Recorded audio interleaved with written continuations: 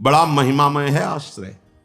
अभी परसों ही शायद एक भगत जी हैं, वो कह रहे थे रात्रि के दर्शन और उत्सव मना करके जा रहे थे और अचानक नींद आ गई। पूरी रात उनको लगा, अचानक नींद आ गई तो पार्श्व में बैठे हुए जनों ने सावधान किया, तो फिर गाड़ी से उतरे, मुख धोया। फिर ऐसा हुआ कि 15-20 मिनट सत्य कहते हैं, वो कह रहे थे हम धाम में खड़े हैं, एक शब्द भी झूठ नहीं बोले, मुझे होश ही नहीं रहा और मेरी गाड़ी कैसे चलती रही। 15-20 मिनट बाद जब चेतना आई तो घबरा गए कि गाड़ी कौन चला रहा था। और जहां बहुत सी गाड़ियां आ जा रही, उन्होंने कहा निश्चित प्रभु मेरी गाड़ी बैठकर चला रहे थे, मैं एक शब्द भी झूठ नहीं बोल रहा, कोई बड़ाई की बात नहीं कर रहा, ये मेरा हृदय, कोई माने ना मान, वो कह रहे थे मेरा हृदय देख रहा था, मेरे प्रभु चला रहे हैं। उत्सव करके रात्रि का दर्शन पूरा, और फिर गए तो अचानक एकदम ऐसी नींद की स्थिति। अच्छा, दिन की दिनचर्या अपनी गृहस्थों की होती है और रात में पूरा यहां जगे, तो फिर सर्वतो भावेन आप प्रभु के प्रति समर्पित है, वो आश्चर्य जीवन मंगलमय हो जाएगा। मान लीजिए एक बार श्री नारदानंद सरस्वती जी महाराज नैमिषारण्य के कहीं संतों की संगोष्ठी में जाना था, बहुत दूर, बहुत विद्वान वेदांतदर्शी ब्रह्मबोध संपन्न महापुरुष थे नारदानंद सरस्वती जी महाराज। रास्ते में गाड़ी खराब हो गई, जहां कई कई किलोमीटरों तक कोई नगर नहीं, कोई, अब वहां संतों की सभा में पहुंचना था, कैसे, तो दंडी सन्यासी थे, तो उनका देखो ये बात किसी से कहना नहीं, ऐसे रखा दंड नारायण को और कहा स्टार्ट कर, स्टार्ट हो गई गाड़ी। जब लक्ष्य में पहुंची दंड नारायण को हटा लिया। कोई दुर्लभ नहीं है, अनंत ब्रह्मांडों को जो अपने संकल्प से चला रहे हैं, वो एक हमारे जीवन के रक्षक हो, ये कोई आश्चर्य की बात नहीं। शरणागत के लिए कोई आश्चर्य नहीं है, वो देहातीत स्थिति एक क्षण में प्रदान कर सकते हैं, हमें कल्पों लग सकते हैं। इसीलिए यहां कहा नमो नित्यम वृंदावन तरुलताभ्या करुणया। वृंदावन की लता खगमृग पशु पंछी, वृंदावन के रसिक जन, वृंदावन वासी जन, ये सब करुणामयी लाडली की करुणा स्वरूप है।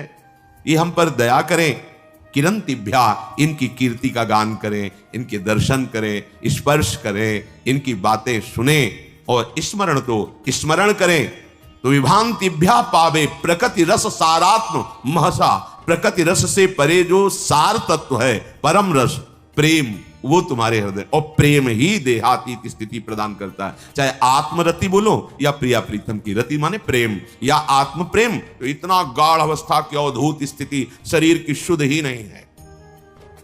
प्रेम प्रियालाल के प्रकट रूप में इतना प्रेम, शरीर शुद्ध ही नहीं है। शरीर शुद्ध छूटना कोई कठिन बात नहीं है। एक उदाहरण में पूज्य भाई जी ने लिखा कि एक कोई वंदना कर रहे थे, तो उनका नियम होता है कि जिस समय उनका समय हुआ वो अपनी वंदना करते हैं अपने ईश्वर की, तो रुमाल बिछाई और वंदना कर रहे थे। तो कोई नवयुवती किसी अपने प्रीतम से मिलने के लिए जा रही थी, जहां नियति स्थान था, वो उसके ध्यान में भाव में भरी उसको लांग के चली गई। वो रास्ते में ही कर रहे थे, अब वंदना करके देखा कि वही स्त्री कुछ क्षण बाद लौट के आ रही।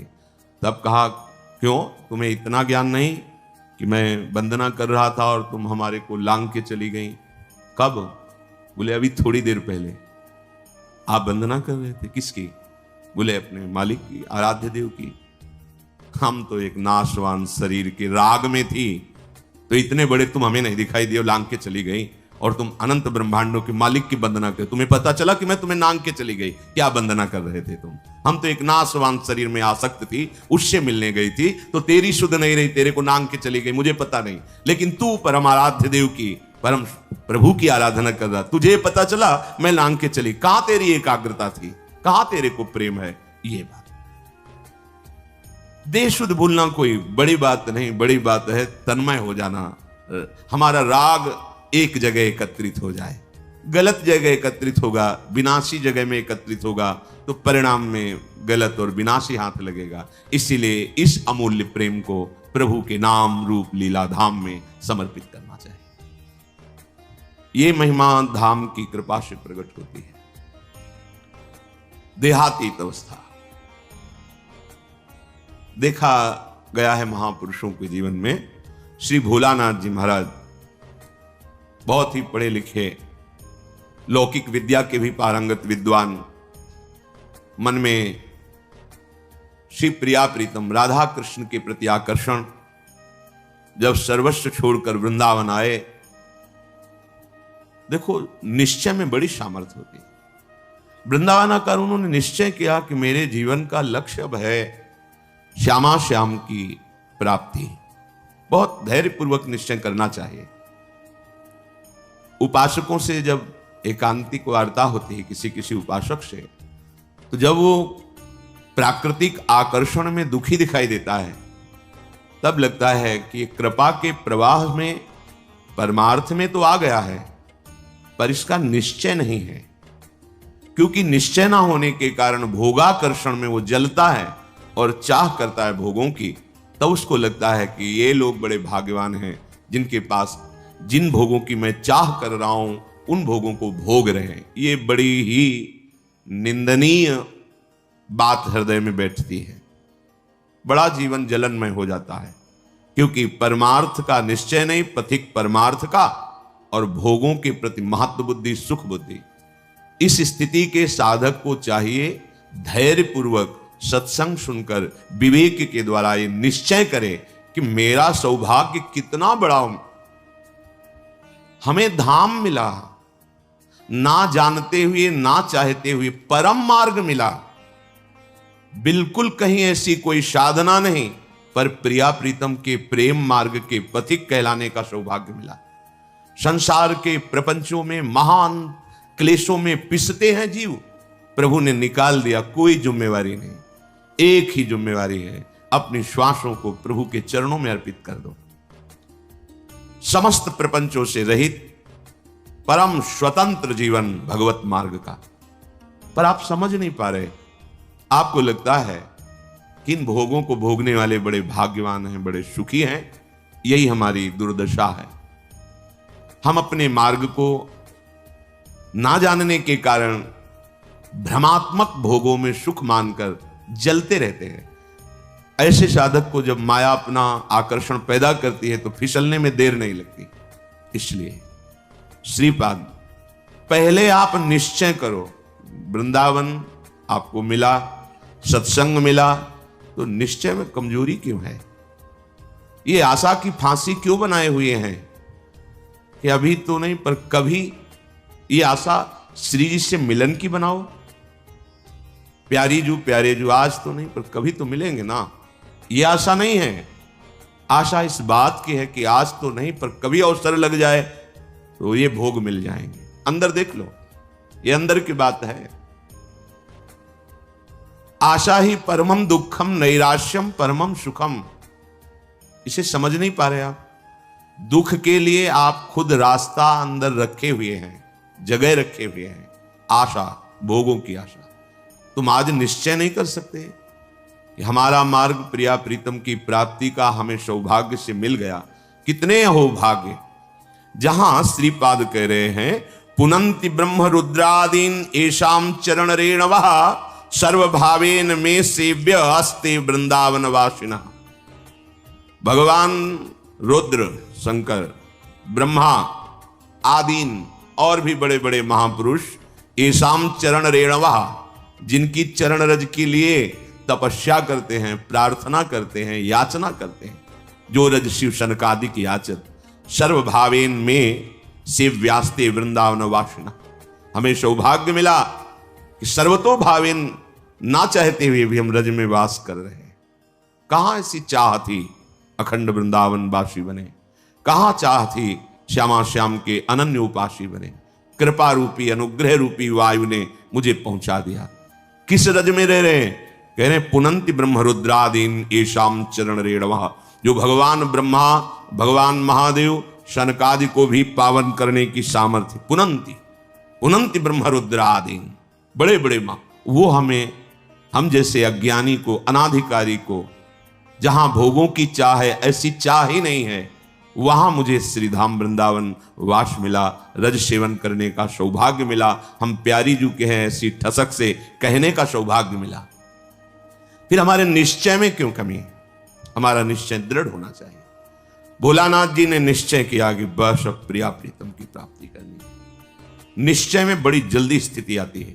ये जो हमारे अंदर भागवतिक आनंद का प्रादुर्भाव नहीं हो रहा, इसमें निश्चय की कमी है। नहीं चाहिए मुझे अब लोकांतर के भोग, पदवी, यश, प्रतिष्ठा। अब मुझे प्रिया प्रीतम चाहिए। अब छक के भजन करना है, रात दिन भजन करना। ऐसा निश्चय करो। देखो इस निश्चय में कितनी पवित्रता है, कितना बल है, कितनी दिव्यता है। भोलानाथ जी की दिनचर्या बन गई। चतुराशी जी का गान, चतुराशी जी का मनन, प्रिया प्रीतम के मंत्र नाम का रटन। धीरे धीरे इतनी उदासीनता बनी, किसी से मिलना जुलना, किसी के घर भिक्षा के लिए जाना, ये सब बंद कर दिया। बस यमुना जी के किनारे श्रीमद चतुराशी जी का गायन, मंत्र का जप, प्यारे जू के ध्यान में। शाम के सेवा कुंज दर्शन करने जाते, बंदरों को जो चना डाला जाता है उसकी जो ठुड्डियां पड़ी होती, अर्थात जो बंदर भी नहीं खाते थे बहुतायत चना, वो उठा लिए मुट्ठी दो मुट्ठी और यमुना किनारे बैठकर उनको चबा लिया।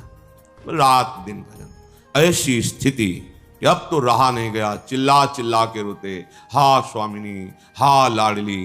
प्रेम की पीर उनके हृदय की वाणी जी में लिखी हुई। हा लाडली, हा प्रियाजू।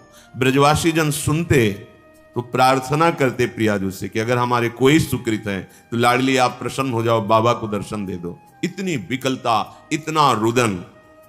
दिन राधा वल्लभ जी के श्रीअंग के दर्शन करने गए, भाव में भरे निहार रहे थे। होली उत्सव चल रहा था। प्रियाजू के पार्षद बड़ी बड़ी पिचकारियों से रंग डाल रहे थे। अहो भाग्य होता है जिनके ऊपर रंग पड़ता है। संसार का रंग तो पड़ ही रहा है। अहो भाग्य उनके जिनके सामने प्रभु विराजमान है, और फिर उनके पार्षद जन उन्हीं कर कमलों से जिनसे श्रीअंग सेवा करते हैं वो रंग डालते हैं, गुलाल डालते हैं। शमी पीते भर की पिचकारी मारी लीला श्री जी की, उनके कान में सीधे गई, पर्दा फट गया, रंग युक्त जल अंदर। जो श्रीपाद कह रहे जीवन ने वो मृत प्रायो देहादौ निरहम ममा। देह भाव से अतीत अहमता ममता शून्य स्थिति प्रेममयी। अब वो जल पीड़ा देता है, पक जाता है, फिर उसमें कीड़े पड़ जाते हैं। कोई किसी से नहीं कहना। सेवा कुंज दर्शन करने गए तो ऐसे कीड़े, जब लोगों ने देखा तो अरे बाबा तुम्हें तो बड़ा कष्ट है। कुछ नहीं, श्री जी की लीला है ऐसा। नहीं, उस समय मथुरा जाना पड़ेगा। बहुत जब प्रार्थना राजी हो गए, ये भी श्री जी की लीला। रोग रूप से प्रभु आए हैं तो औषधि रूप से उनकी पूजा हो, ले गए। डॉक्टरों ने देखा, कहा इनका तो बड़ा ऑपरेशन होगा क्योंकि सड़न हो गई बहुत दिन से। उनके पास जो निज जन सेवा में बनकर गए थे, उन्होंने कहा आपके कान का ऑपरेशन होगा, आपको बेहोश करना पड़ेगा, ये ऐसे नहीं होगा। तो उनका नहीं, आप 30 मिनट पहले बता दीजिए आके, बेहोश की जरूरत। बोले बहुत कष्ट हो उसमें बेहोश कर। बोले आप बता दीजिए। तो लोगों ने डॉक्टरों से कहा कि स्थिति प्रज्ञ महापुरुष हैं, स्थिति प्राप्त महापुरुष हैं, ये जैसा कहते हैं वैसा ही करो। वो आए, उन्होंने कहा कि अब 30 मिनट बाद ऑपरेशन होगा। श्री हरिवंश राधा राधा गए। वो डॉक्टर आए ऐसे कि ऑपरेशन के कुछ देर बाद बाबा श्री हरिवंश, जैसे सो के उठे, श्री हरिवंश राधा राधा राधा। तो हो गया ऑपरेशन। अच्छा उठे, चल। आश्चर्यचकित सब नर्स डॉक्टर, क्या है ये? शरीर का ऑपरेशन हो रहा है, आप श्री जी की सेवा में हैं, भाव देख से क्या फर्क पड़ता है? ये स्थिति। नमो नित्यम वृंदावन तरुलताभ्यः करुणया कीरंतिभ्यः सर्वान् पिच पुरुषार्थान् सकृदपि विलोकात्। यहां देखना भजन है, विलोकात्। यहां की लताओं का दर्शन। यहां आप आए हैं, आपको पता नहीं कि ऐसे महापुरुष का स्पर्श हो जाएगा, सारे दुष्कृत आपके नष्ट हो जाएंगे।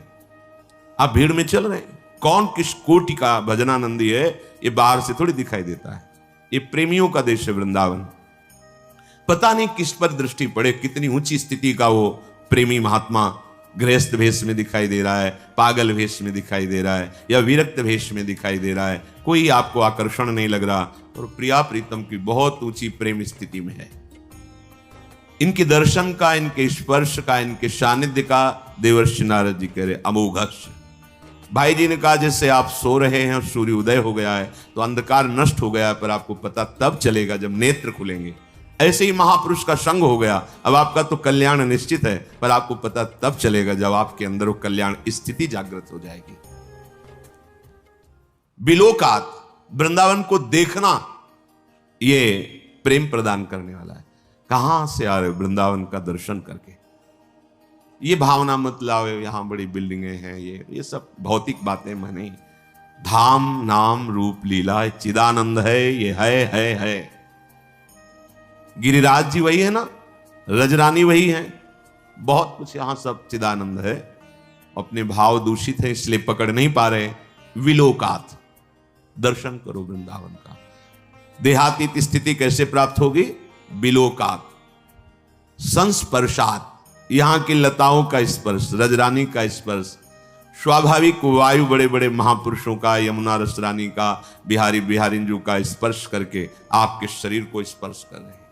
बड़े बड़े तीर्थों के अवगाहन से जो बात नहीं बनेगी वो यहां की वायु हवा बना देगी। ये वृंदावन की वायु है। स्पर्शात, यहां की रज, यहां की लताएं, यहां के खगमृग पशु पंछी, यहां के रसिक जन, स्पर्श हो ही जाएगा, बाह्य और आंतरिक दोनों हो जाएगा। कथनाच, वृंदावन का नाम, वृंदावन की जय घोष, वृंदावन धाम की प्रिया प्रीतम का नाम, उनकी जय घोष यहां स्वाभाविक होती रहती है। जय जय श्री राधे, वृंदावन धाम की जय। बार बार यहां तुम्हें चलत फिरत सुनियत यह है, श्री राधा वल्लभ लाल। ऐसे वृंदा विपिन में बसत रहो शब काल। यहां चलते फिरते बिल्कुल आप एक भी नाम न जप करें तो भी यहां भजन होने लगेगा। यहां का प्रभाव है। यहां फिरे स्वार्थ आपने, भजन गए फिरे बाँ। भजन आपको पकड़ लेगा, आपको भजन पकड़ लेगा। भजन गए फिरे बाँ। कथनाच श्रवणाच, वृंदावन की महिमा सुनना, वृंदावन की महिमा कहना, और स्मरण, तो स्मरण करना। कई बार सत्संग में कहा है, जैसे आप यहां आए हैं 1-2 दिन के लिए, तो अपने मानस कैमरा को बहुत संभाल के रखिए। यमुना रसरानी की शोभा भरिए, बिहारी जी के श्री अंगों को, राधा वल्लभ लाल, राधा रमण जी के श्री अंगों को एकाग्रता पूर्वक देखिए। बैठा लिए अपने मानस कैमरा पे वो छवि, वो शोभा, वो झांकी। आप एक एक चीज वृंदावन की भर के ले जाइए हृदय में, और फिर कुछ मिनट एकांत बैठकर दर्शन कीजिए।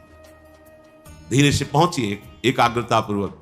अब बिहारी जी के गेट में गए, डेहरी में प्रणाम किया, अब आंगन में पहुंचे, बिहारी जी को दर्शन कर रहे हैं। आह कैसे बिहारी। अब राधा वल्लभ जी पहुंचे, अब राधा रमण जी पहुंचे, सेवा कुंज गए, निधिवन राज गए, अब परिक्रमा दे रहे हैं, अब यमुना रसरानी का आचमन कर रहे हैं, अवगाहन कर रहे हैं। वृंदावन को चिंतवन यह दीप उर्बार, कोटि जन्म के अघतमह काट करे उज। करोड़ों जन्मों के पाप नष्ट हो जाएंगे, कुछ लेना देना नहीं। अपने अंदर ये चिंतन भर लिया और एकांत में चिंतन कर रहे हैं, आपका शरीर कहीं छूटे, आप वृंदावन ही आएंगे। आप प्यारे जू को ही प्राप्त होंगे। स्मरण, तो स्मरण करना। विभांतिभ्या पावे प्रकृति रस सारात्म महशः, प्रकृति से परे रस का सार जो महाप्रेम रूप श्रीधाम वृंदावन है, ये आपको निश्चित प्राप्त हो जाएगा यदि बिलोकात, संस्पर्शात, श्रवणात, कथनाच, स्मरण। तो श्रीपाद देहातीत स्थिति प्राप्त करने का साधन बता रहे हैं। नमो नित्यम वृंदावन तरुलताभ्याम। प्रणाम करो वृंदावन को और उल्लसित हो, ओहो वृंदावन आया हूं, कितने अहो भाग्य। वृंदावन वासियों की चरण रज में प्रणाम करो।